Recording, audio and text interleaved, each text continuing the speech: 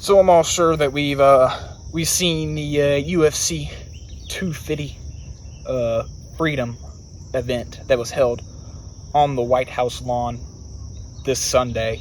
I mean, it was pure gladiatorial excellence at its best. You know, there was this video of Dana White and the glorious Donald Trump walking out of the Oval Office, and it just reminded me of, you know, the king coming out of the Coliseum and the crowd cheering, and he sits in his seat, and then the fight proceeds to commence. You know, the athletes were, you know, coming out and walking out of the White House to their impending fight, their impending war.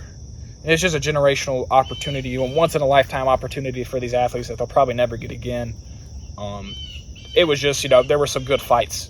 Let's just put it that way. And, you know, in the last fight of the night, there was a heavyweight bout between Josh Hokit and Derek Lewis. And, you know, when the winner wins, they usually get an interview at the end. And one of the last sentences that Josh Hokit said, you know, he's an American. You know, he's an American patriot. You know, he wears an American headband, says a lot of American things. But one thing he said at the very end, he said, Michelle Obama is a man. Am I right, America? Michelle Obama is a dude. Ain't that right, America? And, you know, I was just thinking, I was like, man, you know, I'm pretty sure not too long ago, you know, there was a handsome, intelligent individual that said something very similar to that. You know, made a lot of good points on why Michelle Obama's a dude. You know, I could be mistaken, but I think that did happen. And then the only conclusional explanation that was drawn from that was that Josh Hokit must watch Big Thirsty. And I'm not the only one that drew that conclusion. Talked to a wrestling buddy of mine, and he was like, dude, did you see the Josh Hokit fight last night? He said Michelle Obama's a dude. He was like, the first thing I thought of was he must watch Big Thirsty. So, of course, you know, with this conclusion, the insurmountable evidence that Josh Hokit watches Big Thirsty, that means that I'm not the only one that believes this stuff. There's other people out there that believes the same thing as me, you know.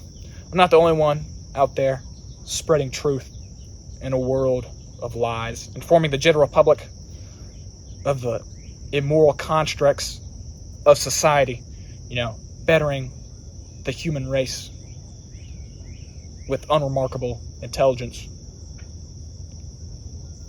It's just all in a day's work. With that being said, though, I just thought that was pretty cool that, you know, Josh Hokit obviously watches Big Thirsty, and he gets a lot of his good information from there. Intellectual man. Obviously, rising UFC star. Hopefully UFC champion. Wish nothing but the best for him. But I also want to kind of talk about, you know, people were talking about, oh, having MMA fights on the UFC lawn is unprecedented. It's unprofessional. And, you know, I can't remember. I didn't look it up before.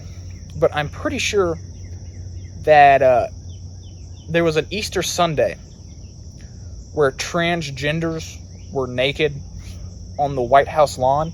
Again, I don't know if this is totally true or not. But if it is, I think there's been a lot worse things on the White House lawn. Let's just put it that way. So with that being said, you know, is there really anything wrong about it? At the end of the day, a lot of people don't know this, but MMA is actually a safer sport than boxing, kickboxing, all that stuff, for the mere fact that grappling is introduced into the game. And for those of you that don't know, it is believed that boxers can stay standing after they've been severely concussed, merely for the fact of muscle memory, and that they need to stay up to, you know, compete. Whereas MMA, when you've been severely concussed or rocked or whatever, you can then grapple your opponent, take a shot, or they will shoot on you, and the head trauma goes severely down from where you were standing on your feet. It's just the way it works. So not a lot of people don't know this, but MMA is actually safer than boxing. I don't know a lot, but I do know this. I actually, one of my senior projects was on MMA, and the guy was, the principal was actually coming around. He's like, "You're not going to do MMA." I'm like, "Yeah, I'm probably not going to do MMA. Definitely not." But I was like, did you know that MMA is actually safer than boxing? He's like, wow. So not a lot of people know that, I don't think. This guy is very intelligent. The guy I'm talking about,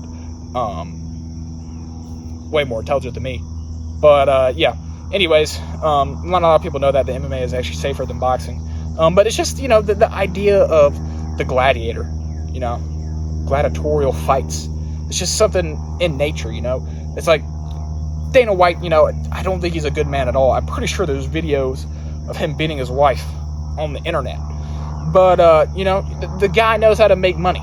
You bring overpriced beer. You bring pure testosterone with fighting. And then you bring ringside girls that don't have any clothes on. That's what men, pay to see. So I don't think the guy he's a good individual, but the dude knows how to make money. Let's just put it that way. He knows how to exploit human nature, human desires. Which if you're looking to make money, that's how you do it. But anyways, it's just the idea that people love to see people fight at the end of the day, and if people aren't dying, and really the only thing that's happening is you're making money, you're stimulating the economy. Is there really something wrong with that? If you want to have an MMA fight on the White House lawn, I think there's a lot worse things that have happened on the White House lawn. And in terms of what Josh Hokit said, the dude was exercising his First Amendment rights and spreading the truth in a world full of lies. So with that being said, just kind of wanted to cover this this stuff. Thought it was pretty cool, Shoot, dude, when do you get to see people fight in the White House lawn? With that being said, that's about it. Stay safe and stay hydrated.